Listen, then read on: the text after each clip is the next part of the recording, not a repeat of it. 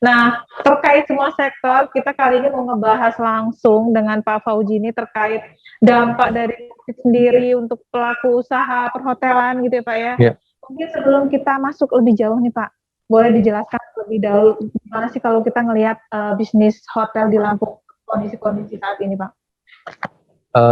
Baik Mbak Sulis, untuk kondisi hotel saat ini ya, kalau kita ngomong saat ini, anggaplah 2021 ya. 2021 sebetulnya harapan kita jauh lebih baik daripada 2020 Mbak. Oke. Dan memang terlihat dari di Januari kelihatan sudah bagus. Kemudian Februari kita optimis ya. Tapi kemudian inilah Mbak, kalau selama pandemi ini kan masing-masing daerah punya kebijakan sendiri. Benar banget itu Pak. Nah, tapi di Lampung masih alhamdulillah lebih baik daripada daerah lain, terutama kayak di Bali misalnya. Ya. Di Bali teman-teman di sana masih struggling ya, susah banget.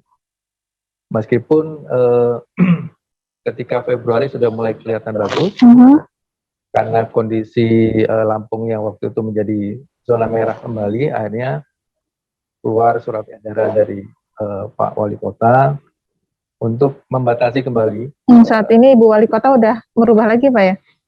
Belum. Belum ya? Yang dirubah sama Bu Wali itu hanya untuk yang pertokoan. Oke. Jam operasionalnya itu Pak ya? Jam operasional dari jam 19 ke jam 21. Kalau yang lainnya masih belum berubah. Oke, jadi itu cukup berpengaruh terhadap pengunjung yang datang gitu Pak? Sangat Mbak. Sangat. Kalau kita merunut kondisi di Swissbell sendiri gimana nih Pak? Semua, bukan hanya Swissbell, jadi teman-teman hotel yang lain juga terdampak langsung Mbak.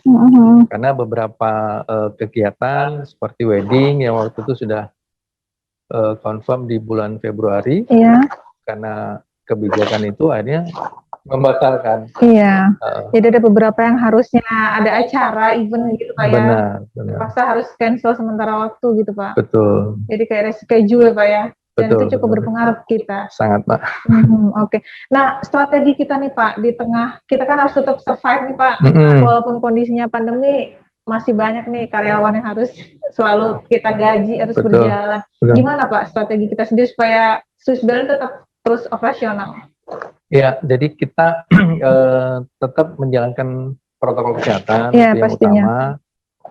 Utama. Kemudian kita sampaikan sama pelanggan kita yang mau bikin acara, bahwa dengan surat edaran ini yang harus kita lakukan.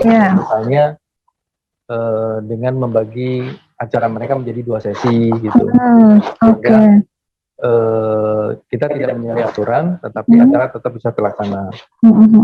Kalau untuk acara yang lain seperti kayak wedding gitu, nah kita mensiasati dengan pakai hampers Mbak. Jadi makanan itu tidak dimakan di tempat, tetapi dibungkus. Gitu kan. Nah, itu salah satu strategi yang kita lakukan untuk meminimalisasi penyebaran lah Pak ya. Betul. Jadi mengurangi kerumunan, mengurangi orang untuk berkumpul lebih lama ya.